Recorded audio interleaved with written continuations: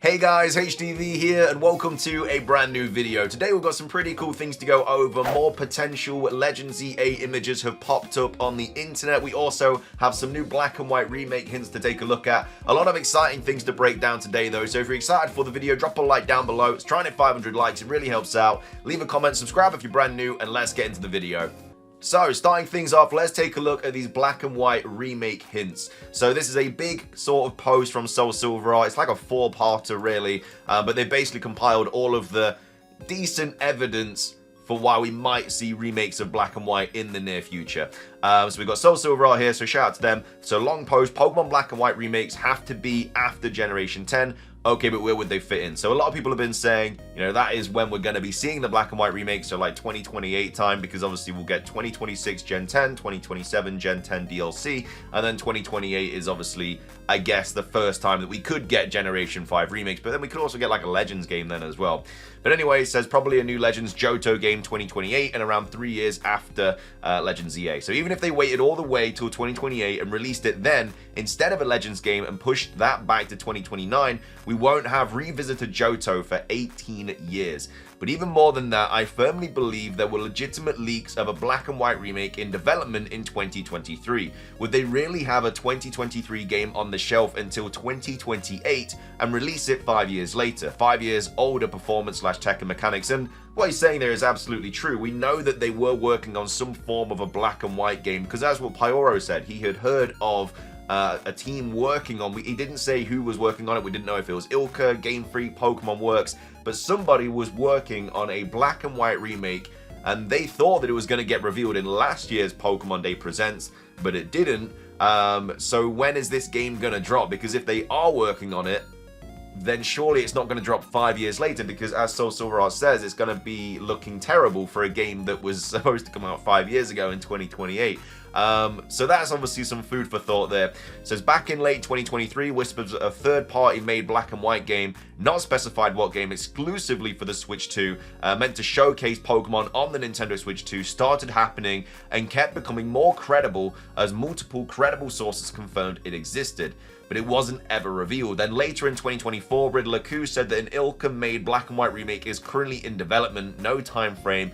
We don't know if this is the same project that was started in 2023 or earlier, but I find it hard to believe that it's a whole new project just started a year later. Plus all the black and white references in the franchise lately, including that 2025 is the 15th year anniversary of black and white. So even though we may not get this black and white remake announced in the 2025 Pokemon Day Presents, because now we're expecting it to be Synapse and obviously Legend ZA information, what they could do is literally announce this. If it is a Switch 2 game, they could literally announce it in April during that Nintendo Switch 2 Direct, should I say. So if it's the same project, I would assume that they would want it out sooner rather than later. If this was a directional change, it would be wise to cut their losses and release it anyway to make a quick buck, or to just scrap the entire thing and start all over again, which is what could be happening. Because there wasn't any reference about it in the Terror Leak. Again, the Terror Leak may not have released it because it was something new that they didn't want to spoil, because obviously they've not dropped anything about Legend ZA, Generation 10, and stuff like that, so potentially it could have been for that, you never know. The only other time I could see is squeezing it into the same year as the Gen 10 DLC in 2027, which would be a very similar plan to if it was releasing late this year or before Pokemon Day next year. And then lastly, from the Freak Leak, which is the Terror Leak, we know that there was another new project codenamed Synapse, a multiplayer Splatoon-like game made by Ilka and the Pokemon Company. Strangely enough, Pokemon Works was formed last year, a joint venture between Ilka and the Pokemon Company to help work on Pokemon games. So the connection is black and white remakes Ilka and then Synapse Ilka. Now we know that Synapse is very likely to get revealed this Thursday because of what Pyoro said. In my opinion, if there is a black and white remake, it should be released alongside ZA in late 2025. Just like BDSP and Pokemon Legends Arceus. Or maybe it's not a remake, but instead a Unova-based game featuring Mega Evolutions old and new coming in late 2025 alongside ZA. Lastly, whether if it is a black and white remake or a spin-off, or maybe both, and these are two different games, if they're exclusively for the Switch 2, I do not think it will be fully revealed until the Switch 2 April Direct happens. I don't think Nintendo would want Switch 2 games featured before they even fully reveal the NS2.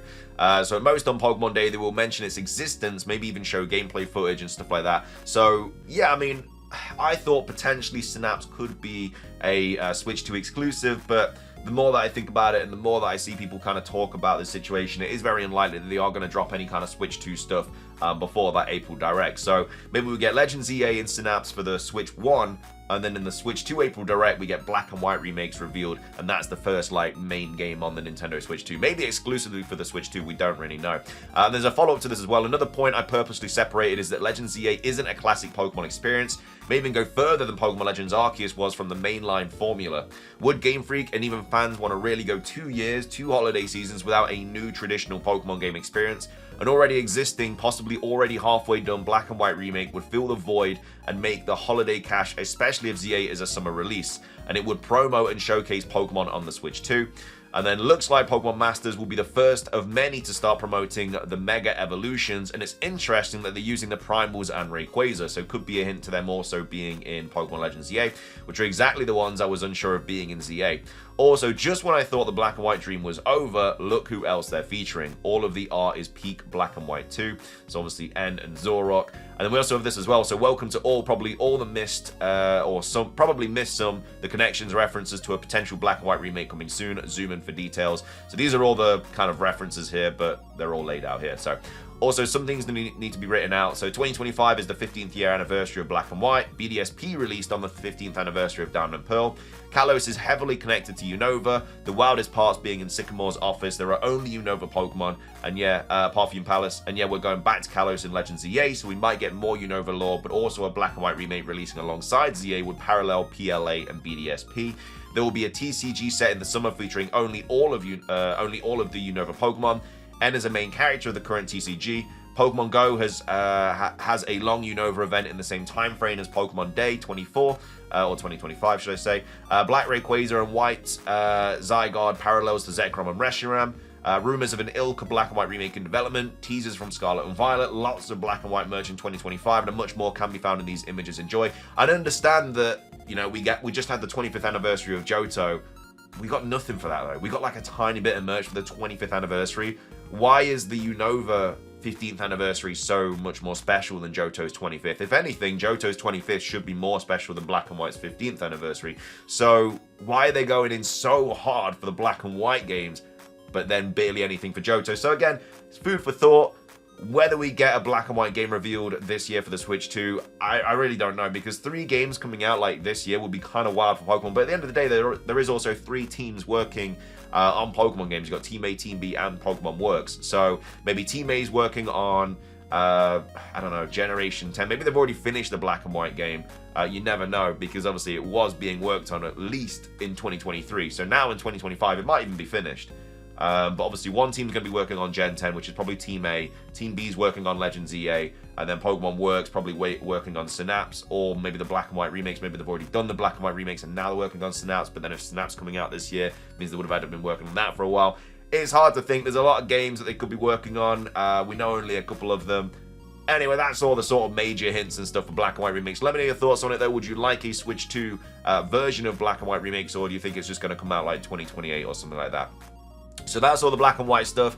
And then finishing things off for today's video, we have a couple of images to go over regarding Pokemon Legends ZA, and more importantly, the Legends ZA kind of segment in this Pokemon Day Presents in a couple of days. So this first image is of a early purchase bonus Shiny Dratini. So this says, Pokemon Legends ZA, obtain a Shiny Dratini and power up your team with Mega Dragonite. So the distribution begins Friday, the 21st of November, 2025. For more information, visit legends.za.pokemon.com, which isn't, I think, a real website, but I assume the website would go live after this does. I don't really know. This gift can only be redeemed once per save data, an active Nintendo Switch Online, basically all the normal details you'd see. So, it's hard to, I mean, it says Mega Dragonite, so it's very similar to what we got in Auras, where we got the Shiny Beldum with the Metagrossite, and then obviously you evolve it into Shiny Mega Metagross, so it's a very, very similar situation to that. And then this is the kind of rumor that accompanies it. So it says Legends ZA Dratini event Pokemon Presents. So Legends ZA part of Pokemon Day, it will be at the end of the Presents, which is already quite a red flag, because we know now that it's very likely that we're actually not going to get Legends ZA at the end of the Presents, and it's going to be this kind of Synapse thing and whatever that may be. So it shows a CGI trailer of a lab or an office. Then gameplay footage is shown of the player exploring Lumiose. Sycamore's lab is the hub of the game. Players show dodging wild Pokemon. Some holographic trainers are shown communicating with the player from your phone. I assume that would mean that the game would be set in the future then. Froakie, Chespin, and Fennekin are shown being encountered in different areas. More Kalos Pokemon are shown. Furfrou getting a trim by a lady NPC. A florist working alongside Florges.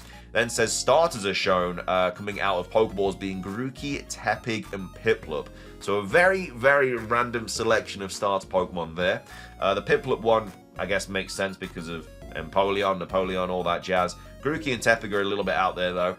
The end teaser shows new Mega Evolutions, Dragonite, Gramble, Magnezone, and Malamar. I highly doubt we're going to see 4 new Mega Evolutions in this trailer. I think we'll see 1, because this is the first proper Legends Z-A trailer we're going to get. The first one was sort of an initial reveal trailer that, again, we saw absolutely nothing about the game. We just know about a couple of returning Pokemon and that it's a Legends game and it's set in Lumiose City.